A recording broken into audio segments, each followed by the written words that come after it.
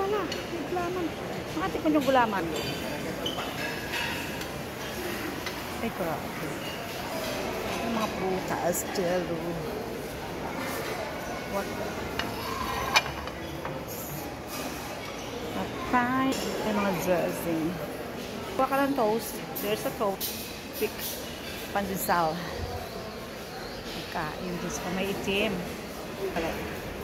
Maraming nakapila sa omelette. May mga cereals nila, oh.